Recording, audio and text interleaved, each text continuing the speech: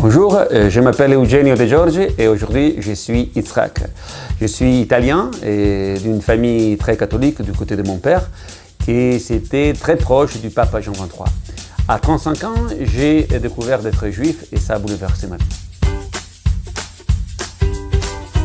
Depuis plus petit, j'adorais l'histoire, jouer, et c'est pour ça que je suis devenu comédien après. À l'âge de 30 ans, je me suis marié à la mairie de Venise avec une femme, évidemment pas juive parce que moi je ne savais pas que j'étais juif. Je m'appelle Rivka, je suis italienne, je suis la femme de Yitzhak, Eugenio. Moi je trouvais en lui une garçon très respectueuse. Moi je viens d'une famille très catholique et le respect nella famille catholique era la condition plus importante. J'habitais à Venise et pour mon travail, donc le théâtre, j'ai commencé à faire des recherches sur la ville, sur l'histoire de la ville et j'y suis tombé où? Dans le ghetto de Venise. Le premier ghetto de l'histoire en plus. Donc c'était fascinant, c'est une histoire que j'adorais. J'ai commencé à rencontrer des personnes de culture qui m'ont expliqué, ils m'ont raconté l'histoire et surtout le rabbin qui s'appelait Eli Arichetti, Rabbi Arichetti, qui m'a introduit un peu, même pas seulement de côté historique, mais aussi dans le côté religieux, donc de la Torah. Je suis rentré dans l'histoire juive et j'ai commencé à faire des recherches par hasard, même sur moi, et voilà, je suis tombé dans cette histoire bizarre pour moi de découvrir que justement il y avait un côté juif. Et de là, j'ai eu pas seulement la conscience donc historique et donc de mon travail, mais j'ai dit c'est pas possible. Là, je veux commencer à reprendre mes racines et donc à faire mon parcours. Après, je suis allé vivre à Milan. Et à Milan, j'ai voulu connaître un maître de Torah, vu qu'il y a une belle communauté. Et un jour, sur un quotidien, j'ai vu Chaim Bahari, un juif français, mais qui vit depuis longtemps, marié avec une juive italien de Milan. Et j'ai dit, ah, ce sera mon maître. Je le connais, je le rencontre, et on commence à fréquenter la même synagogue, et moi, à pratiquer le Shabbat et les fêtes. C'était magnifique. Et aussi à manger kasher, déjà. Et le temps passe et j'ai fait encore des recherches, mais j'arrive pas à trouver les documents pour prouver ma judéité.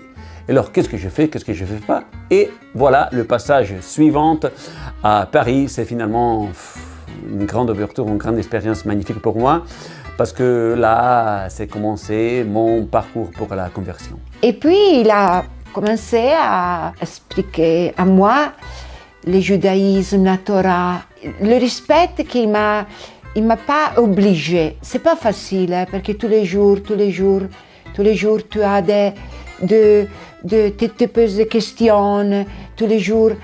Et lui, il a dit, ok, tranquille. J'arrive finalement à Paris en 2012 et je commence à fréquenter la synagogue de Place des Vosges. Et un jour, j'ai fait un spectacle au centre Rachi et vient me voir un monsieur qui s'appelle Claude Journeau. Et on devient amis, très copains, et on se fréquente. Il me dit, mais je raconte mon histoire. Il me dit, mais tu dois connaître absolument Rav Lévi. Alors, j'ai rencontré Rav Lévi à la synagogue du 25 rue des Rosiers et on parle ensemble. Je raconte encore mon histoire. Il me dit, c'est pas possible, il faut faire quelque chose. Alors, il me présente à Rav Hamou. Je rencontre Rav Hamou et c'était une rencontre vraiment géniale. Et là, finalement, on a commencé notre parcours. Je vous rappelle que j'étais marié avec une non-juive et donc je ne pouvais pas faire un parcours tout seul. Mais je ne pouvais pas demander, obliger. On ne demande pas à une femme, à ta femme de se convertir. Donc elle devait faire son choix. Et puis, j'ai commencé à lire les Teilin de David, de l'histoire. Et lui m'a raconté des histoires, m'a raconté les Parla-Paracha. Et lui m'a dit une chose, si tu vas à la Sina, tu ne regardes pas les autres. Tu vas à la Sina pour prier. J'ai attendu de 2003 jusqu'au 2012-2013. Finalement, quand elle m'a dit « je veux te suivre », pour moi, waouh, c'était la fête, j'ai ouvert une bouteille de champagne. Et là, finalement, on a commencé notre parcours ensemble. J'ai commencé à fréquenter et je dis « ok, Eugenio, Yitzhak, moi je veux devenir juif. Mais les discussions, et puis là, beaucoup de discussions. J'ai rencontré Rav Hamou, on s'est parlé et on a dit bon, on commence le parcours ensemble et on a étudié. Je commençais à étudier.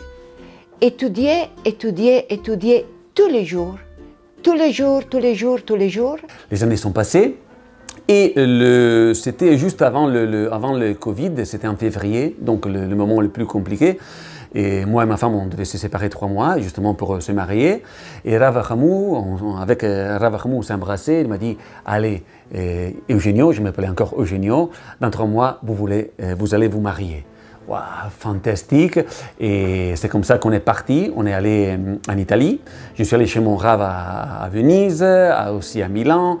Et 1 mois après, quand on est rentré, c'était le mois de mars. Et c'était juste avant Purim. Moi, j'étais malheureusement malade. J'avais attrapé le Covid à Bergame, donc je ne suis pas sorti. Et malheureusement, j'apprends la nouvelle que Rav Achamou est niftar. Et bon, c'était un désastre, vraiment, parce que c'était un homme que j'ai adoré. On avait commencé vraiment un parcours très intéressant. Et là, on a dit, mais qu'est-ce qu'on va faire? Comment on va avancer? Donc, on devait se marier, plein Covid. J'appelle Rav Levi. Qu'est-ce qu'on peut faire? Dr Hardy, une autre personne très importante pour ma conversion, mon parcours. J'ai dit, on doit faire quelque chose, comment on fait? Alors, Madame Lévy, Madame Hardy, Rav Lévy m'ont dit, ok, on fait quelque chose. Ils m'ont dit, voilà, on vous présente Rav Rothenberg. Ils m'ont demandé, mais vous avez fait de la Brit Mila? J'ai dit, oui, je l'avais fait. On contrôle, d'accord, je vais contrôler avec Dr Hardy, qui c'est un Moël. Et il me dit, ok, ça va, très bien. Ok, très bien. Mais on rentre à la maison et il m'appelle à midi, mais tu peux revenir à la clinique parce que je veux regarder une autre fois. Bon, d'accord. Je vais à la clinique, le regard, enfin, Junior, c'est pas cachère. Il faut la refaire. Wow. Bon, il dit, ok, d'accord. Bon, je vois qu'il appelle, il fait le numéro. Bon, je réserve un bloc pour faire la circoncision. Une circoncision, oui. Non, pas besoin d'anesthésie. J'ai rien dit. Là, vraiment, j'ai fait exprès d'être sérieux, comme si c'était normal. Je dis, mais à la fin, je dis, pas besoin d'anesthésie? Non, une crème. Ah bon, d'accord, une crème.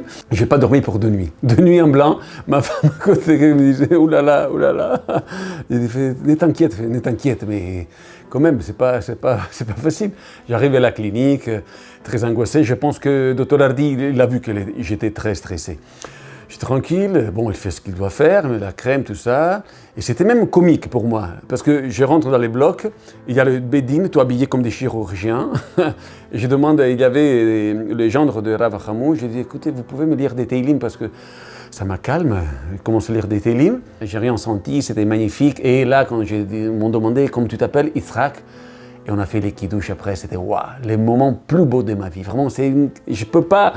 J'arrive pas avec même les mots à dire qu'est-ce que j'ai passé. C'est vraiment une naissance, une renaissance. Et je suis né, je suis Yitzhak ou Yitzhak ou Isaac à l'italienne. Et je suis arrivée à le mariage et à le jour de le mikvé. Il ne peut pas imaginer l'émotion quand tu vas à le mikvé et Hachem, tu m'aides. Et au dos, boum, je suis sortie. Et Madame Hardy m'a embrassée fort et m'a dit « Rivka, tu es juif, tu es juif !» Et une sensation extraordinaire. Tout est bien passé, on va au mikvé. Donc on doit choisir le jour de mikvé et mariage. Incroyable que c'était un mercredi soir. Donc jeudi matin, il me dit « Vous mariez dimanche ». Comment on fait à préparer un mariage de jeudi à dimanche avec Shabbat? Dr Hardy dit, ma femme s'occupe de tout. Comment ma femme s'occupe de tout? Et c'est incroyable, ils ont organisé donc dans un jour et demi, tout. Mais moi, je suis arrivé au mariage avec le téléphone, avec l'adresse, parce que je savais pas où j'allais me marier. Ils ont fait vraiment un mariage de roi. On n'était pas beaucoup, mais il y avait tout ce qu'il faisait. Donc Rav Rothenberg nous a mariés, c'était un honneur pour nous. Dr Hardy et Rav Levi, ils m'ont accompagné. Quelques mois après le mariage, on s'est dit avec ma femme, qu'est-ce qu'on fait? On reste à Paris, il y avait encore le Covid, donc le problème. Il y a beaucoup de changements. Et pourquoi on ne fait pas l'Alia? Ah oui, c'est bien, oui. Et donc nous, on était venus déjà 3 fois en Israël ensemble pour le travail. Et on aimait le pays, mais on n'était pas encore dedans comme ça.